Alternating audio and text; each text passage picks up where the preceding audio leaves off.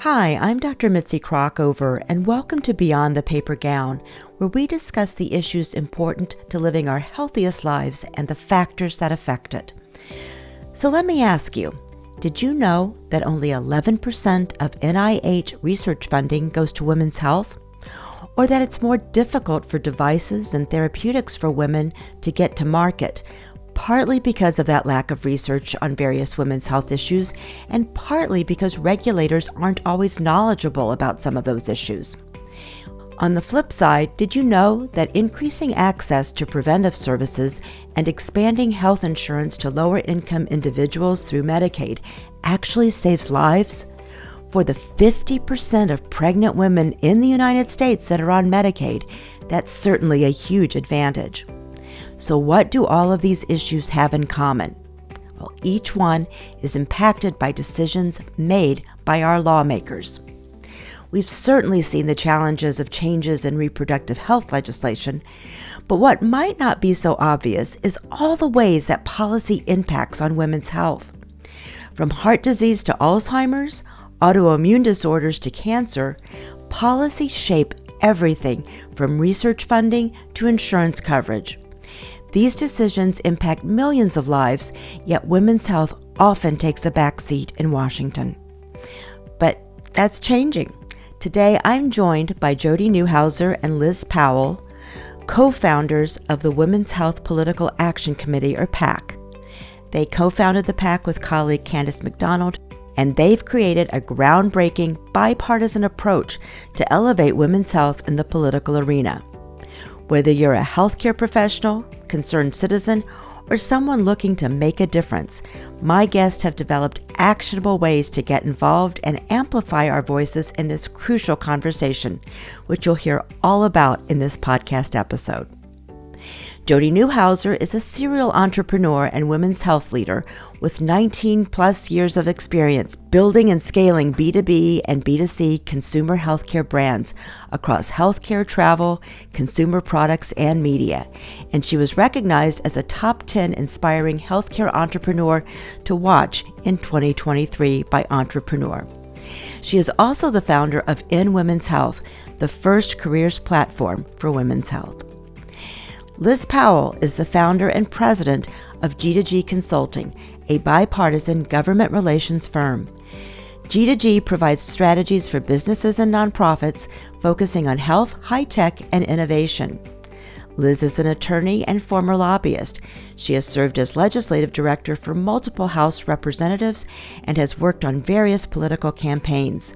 Her expertise spans legislative drafting, committee work, and coalition building.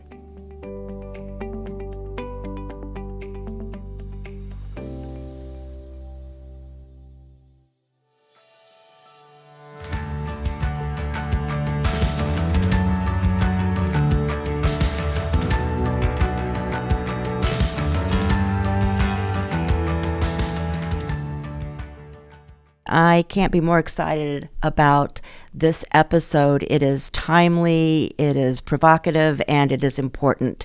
So I'd like to welcome my guest, Jodi Neuhauser and Liz Powell. We're going to talk policy and PACs in time for the election. No, Mitzi, first of all, thank you so much for having us and for bringing this important message to your audience. It's really important to have opportunities to speak with people like you that can help us get the message out there. So thanks for having us. Thank you. Liz, in recent years, women's health has gained more attention, but despite this, there's still significant gaps in research funding, access to care, improved outcomes. What are some of those gaps? There are many. There's sort of key areas of women's health where it either solely, disproportionately, or differently impacts the health of women. And so, for example, autoimmune disease, 80% of patients are women. Alzheimer's, 66% of patients are women. Interestingly, over 80% of caregivers are women. So there's like a double whammy with that one. Heart disease, especially after menopause, number one killer of women. And when a woman is sent home after an ER visit for a heart-related condition, twice as likely to die than men.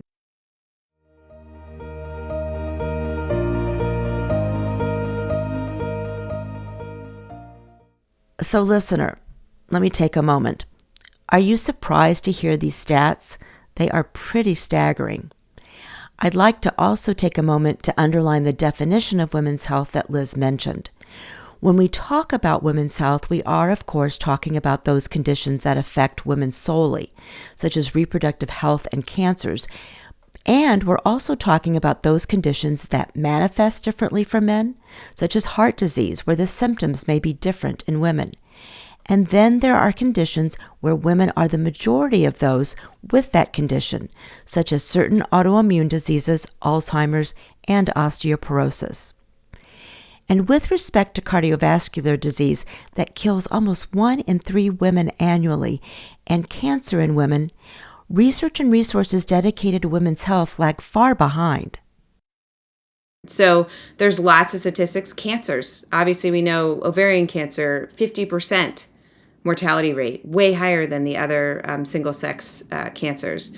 Another, lung cancer, impacts men and women, and yet it's women who have never smoked. The rates are soaring, and we don't have the science. We don't know why. So there are these gaps, and then there's also the gaps on there's still so much more we need to learn. So how does policy come into play with all of that? Policy is at the core. So when you're developing an innovation to address a gap, there are so many different barriers that you have to move through to bring something to market and to patients. And so the early side, it's getting funding. And so there's VC money, there's government money, there's grant programs. And if the grant programs aren't pointing out the need for sex-based data collection or sex-based focused studies, right, then we're not getting enough funds at that early stage to just develop that science into a product or an innovation. Liz goes on to highlight a fundamental issue. The structures that are supposed to support innovation often fall short when it comes to women. Beyond funding challenges, once you have an idea and create a product, you then have to navigate the FDA's approval process, which can be another major hurdle. FDA well-intentioned and has a lot of bipartisan support, which is great. However, they don't have the talent. They don't have the expertise in women's health. So what we have found is many companies having to go through FDA and spend time educating on just basic biology of women and basic process of how, whether it's a drug device, will impact the female body. And because of the structure of the way the government system is set up, you then have to wait another 30, 60 days before you can do your next meeting, which then, if you add that up, that's months and months, sometimes years of delay when a innovation could have been brought to market much faster. So there's challenges. And cheaper. Good point. Liz also pointed out that representation of women and inclusion of women of color has also been a challenge and is not always ensured to the end of the trial. But getting back to the challenges of bringing a product to market, even if one manages to clear the regulatory hurdle, in order to be competitive or even successful, the product or service needs to be reimbursed by insurance. The Centers for Medicare and Medicaid Services, or CMS, determine in large part what these insurance plans cover and influence other insurers. If CMS doesn't reimburse, then it can be next to impossible to get broad adoption of your innovation, and patients lose out. They don't get access. So government plays a key role, and those are just a few examples, in shaping the landscape of women's health, which is why we have to educate Congress, educate the administration, and then show them solutions. There are solutions out there. There are ways that we can change policy and funding to truly impact the health of women. Jodi, just to underline a little bit of what Liz was talking about as an entrepreneur, what was your experience in terms of how policy impacted what you were able to do?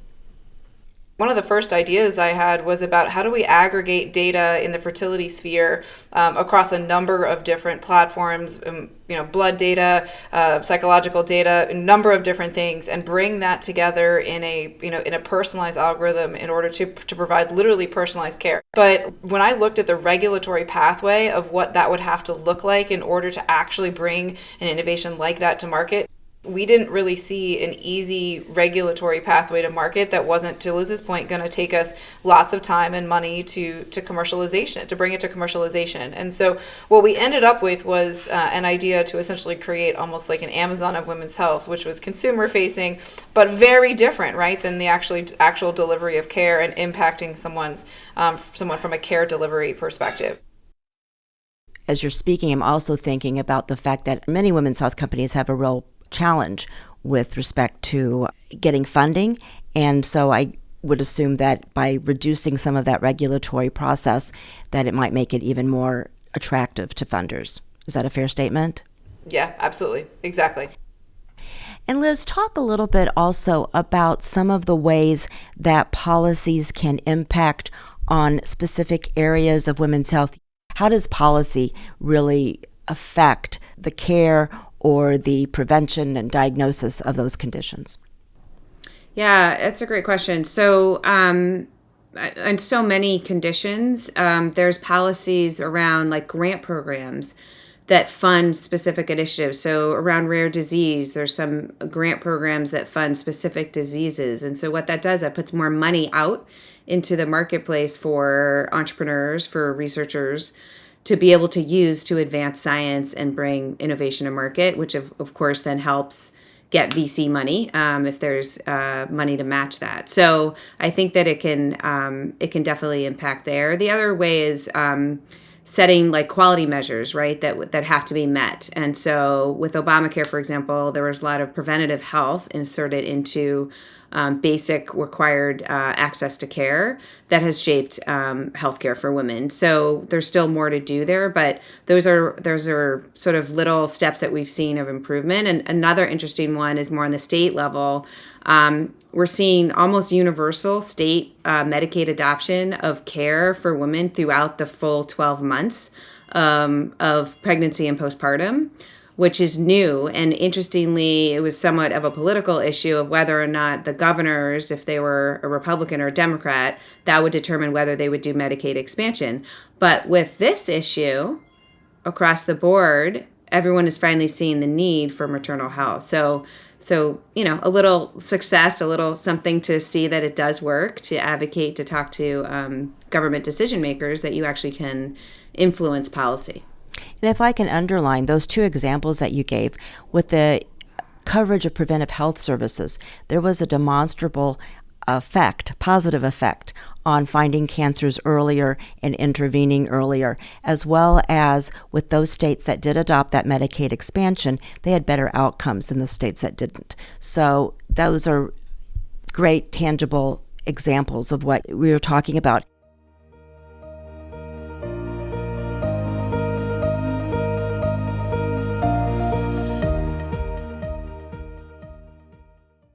Another area that has been shaped by policy is breast cancer screening. According to the CDC, early detection of breast cancer leads to a 5-year survival of about 99%. The FDA has passed laws that require radiology facilities to inform patients of their results by letter, and most recently inform patients if their mammogram showed dense breasts, which makes it harder to find lesions. The recommended step is for those women to obtain a second imaging study, either ultrasound or MRI, but insurance may not cover these as screening techniques, which adds to the out-of-pocket cost of these women and may lead to later diagnosis and poorer outcome if they don't follow up. So I asked Liz to comment. You're going to get me very fired up on this one. So let me do a little bit of background and get right into the policy challenge with that one. So up to 50% of women have dense breasts. 71% of breast cancer patients have dense breasts. And yet, mammograms alone do not pick up tumors or do that detection of cancer in women with dense breasts. So it's great in that the U.S. Preventative Services Task Force has come out with a recommendation that women 40 and over should get mammograms, so that's good. However, they're not recommending supplemental screening or what we call additional screening that's essential for women with dense breasts. And so that gives the okay to insurance companies to not provide it. And if a woman has genetic predisposition, her mother or her, it's in the family that someone had breast cancer, then in those cases, they are usually getting some access. But for the mass public, they're not getting that access. And so there is legislation called the Find It Early Act that would require coverage for supplemental screening. So across the board, so whether it's private, CMS, or Centers for Medicare and Medicaid, all would be required to cover this supplemental screening.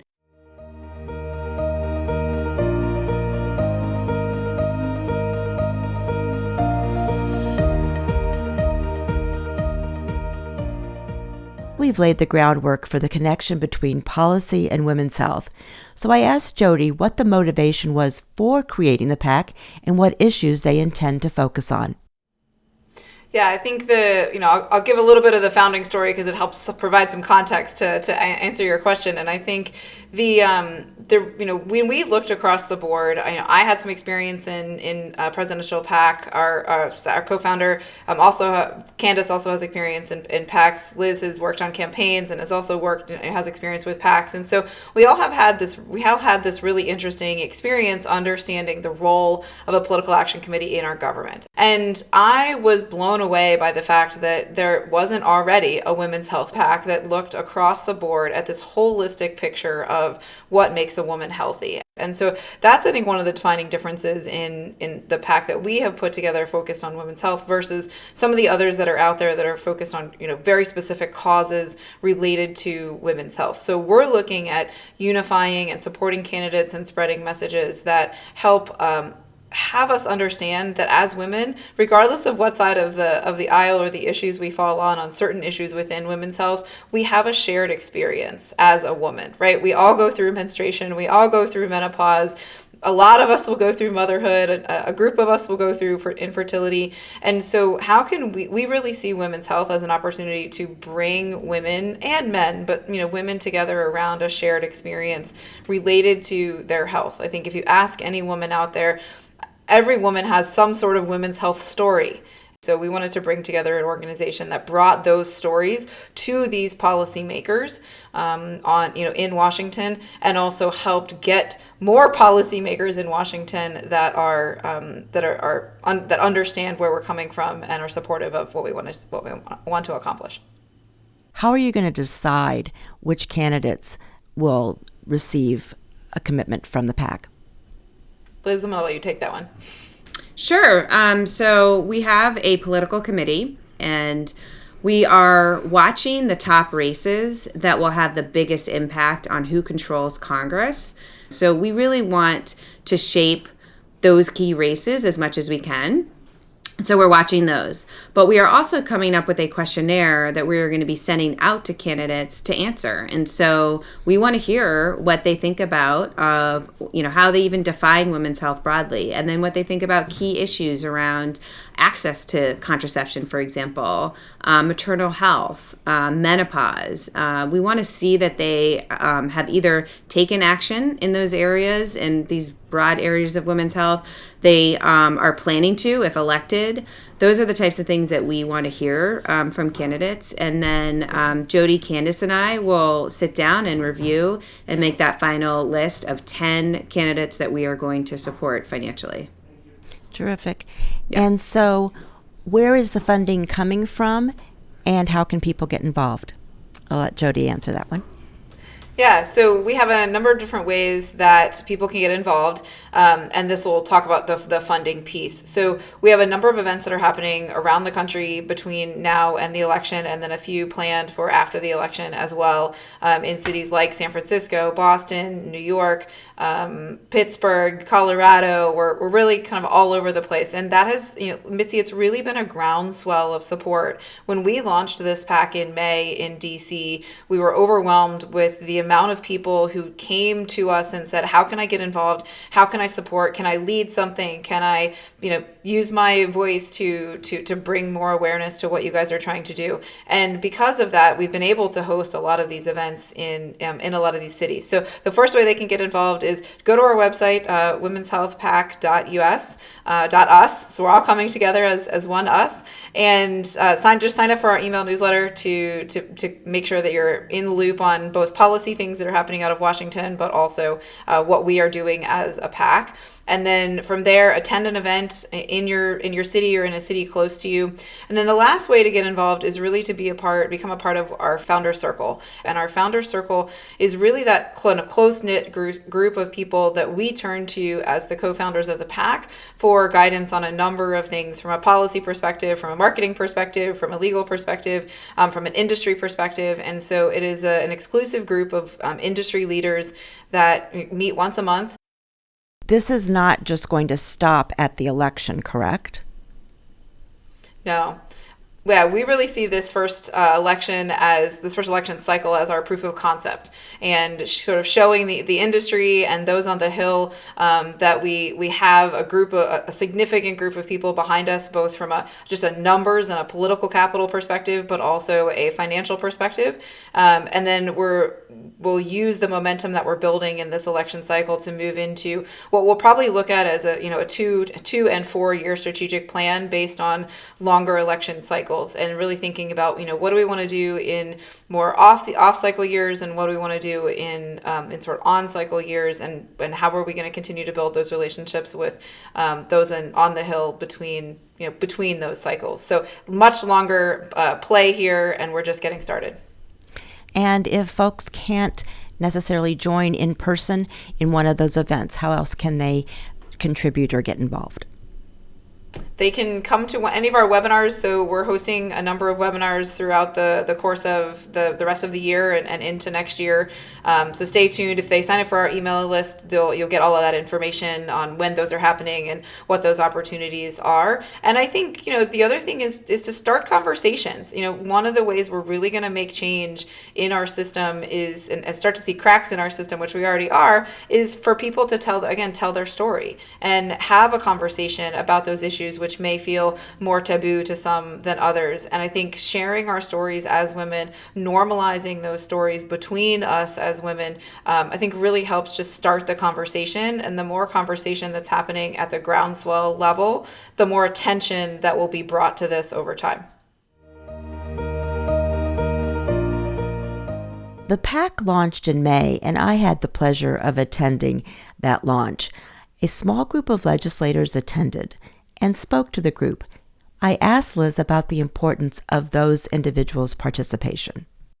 I think it's really important that we have congressional interest and support in our efforts, and that it's bipartisan. And so we had 5 members come, both sides of the aisle, and all talking very passionately about women's health and how this really does need to become a national priority. So that unity is really important. And it's important, I think, for advocates and those that are joining this movement and joining our PAC to see that connectivity. And just to add to ways to get involved, it's super important to share those stories, get your friends engaged, join the PAC, just sign up for our list, find out about our events. We've got committees that are active as well, whether it's a political committee that I am running. We've got strategic partnerships, marketing, fundraising. There's lots of ways to contribute. And with these events, it takes a real team to plan these events. So there's lots of ways to help with those events. And then just make sure you're registered to vote, right? Get your friends to vote. You've got to vote and make women's health the reason that you're voting. And talk to your friends about that. Make it clear. And then your members of Congress, go see them and very politely point out, hey, women's health is really important to me. What do you think about that? What are you doing on women's health? Or more specifically, what about maternal health, heart disease, cancer? Can you share your thoughts and policies that you're going to work on? Just asking those questions brings it to the front of mind for those members. And they are all in election mode, right? So they really want to be listening to their constituents. So there's so many ways to have impact. And then finally, I'll say op-eds, right? Op-eds to your local paper. Talk about menopause, talk about whatever health issue is of concern to you. All these different efforts, plus social media, they really elevate this, and it shows that this is the time. This is not just a moment. This is a movement. And together, this PAC is turning into a mandate for change. I know that you guys just started and you've done so much in such a little time, but have there been any wins? Have you seen any successes just because this PAC has been created? Yeah, I mean, I think the success I would point to is really the mobilization, right? The how fast this ecosystem has mobilized around what we're trying to do here and coalesced really around our work together. And I think that is a win because it just demonstrates, I would say, the pent up need and desire and passion for those who are in this space to want to see change. We are seeing wins across the board. The continuum that I think about is, again, this research at the beginning, regulation in the middle, and then reimbursement at the end. Sure. And Liz, what do you see as some of the challenges, either that you are seeing now or that you anticipate? Many challenges, unfortunately. I try to speak with realism in this whole effort and hope, right? So we're seeing some changes, so let's hold on to that. But it's a real process. I mean, the way our whole government is designed by structure is to move slowly, right? So it's going to take a while. And so the one thing I will say, the annual appropriations process where they come up with those top lines of what they're going to fund for all the different agencies and different programs, we're seeing changes every year, and we're working hard to shape that, around women's health, like a greater recognition just within military, for example, that it's the fastest growing population within the military are women. Therefore, we have to have not just women's health research, but we have to have women's health care that's like available and meeting their needs, and the different ways injuries happen in women, for example, access to contraception, like there's all kinds of aspects. So we are seeing language and some funding directives in those appropriations bills. So those kinds of changes you can see each year happen. But the bigger changes, like there was a great new bill that Senator Patty Murray, who's the chair of the Appropriations Committee in the Senate, introduced in a bipartisan fashion. She had basically all the women senators together, Democrats, Republicans. One of the big champions is Susan Collins, for example, who's a great Republican, really forceful on women's health. They all came together and they said, we've got to do legislation on menopause. We've got to do more research. We've got to do more public awareness. We've got to make sure doctors are trained on symptoms and things that can be done when a patient is expressing some concerns. And so that legislation was introduced. They had Halle Berry come in to launch that legislation. And so that is a longer effort to see that bill actually become law. And because we're coming up in the end of this congressional sessions, they'll have to start all over in January. However, because she's chair of the Appropriations Committee, she did put in menopause language into the Senate version of the health funding bill. So the big bill won't probably happen for another year or two, but small, pieces of it we're seeing in that appropriations bill. So it's a long-winded way of answering that there are challenges in just how structurally government is set up, but there are ways to get little successes. And so that's where we work.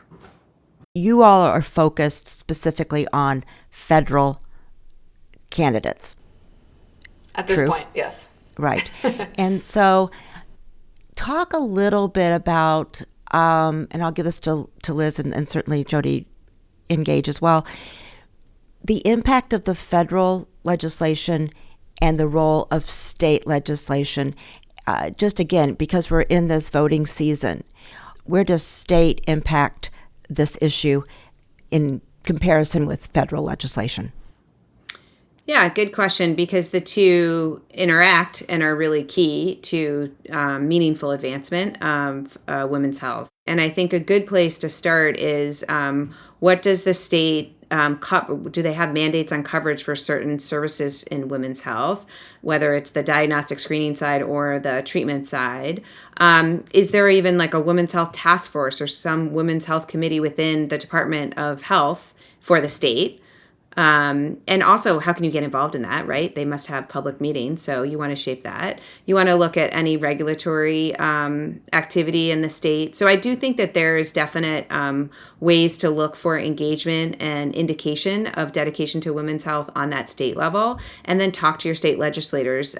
Even if they just hold hearings addressing some of these issues, that raises a lot of awareness. You get media coverage. So there are different things that can be done state level, not just federal level.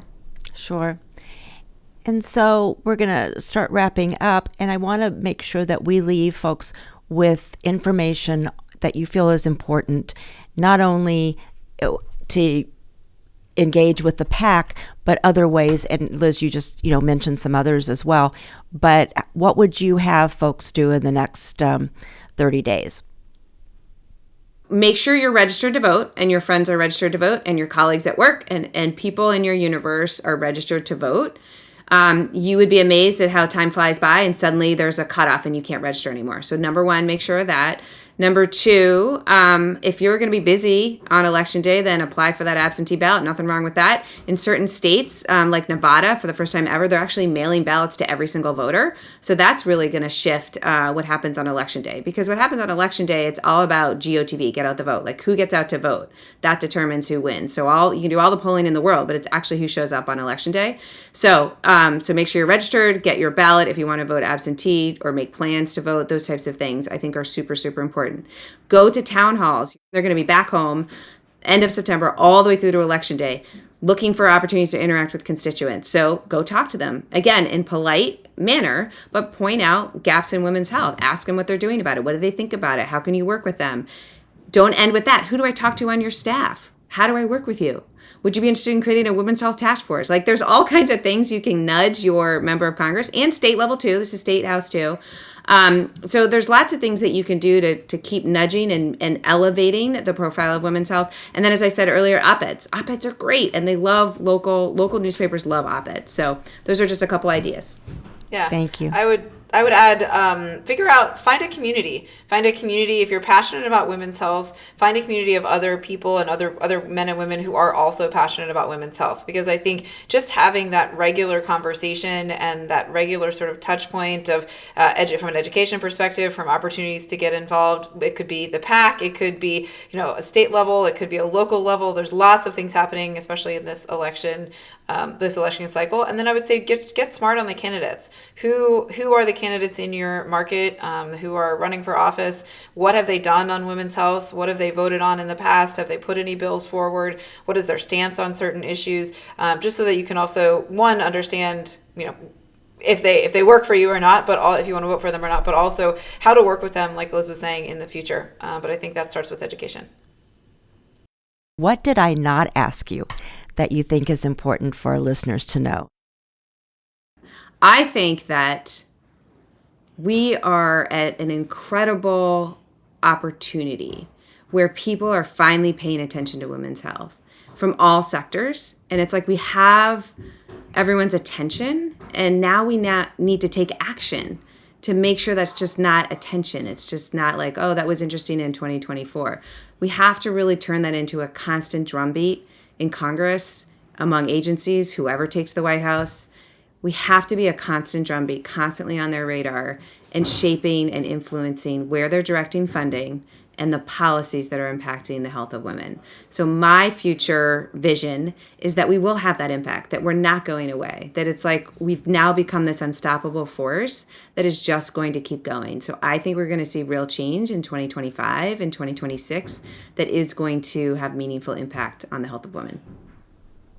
Jodi, Neuhauser, Liz Powell, co-founders of the Women's Health PAC, and so much more, along with Candace McDonald, who couldn't be with us today. Thank you so much for spending your time with us today. Thanks, you. Mitzi. Thank you.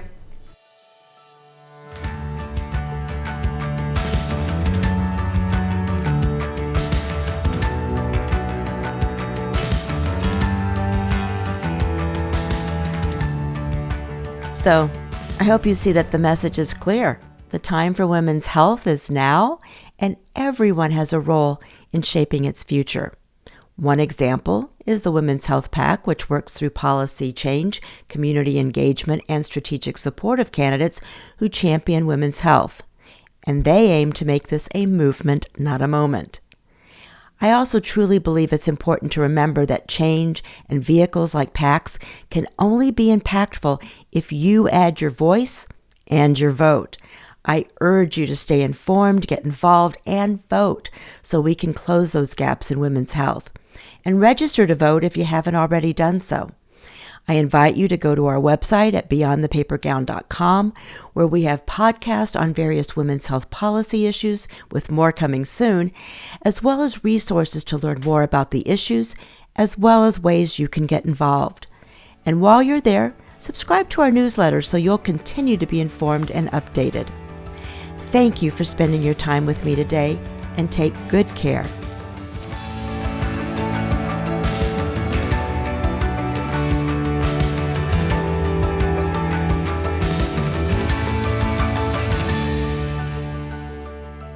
Our podcast was produced by Patrick Shambayati and me, and our associate producer is Kyla McMillian.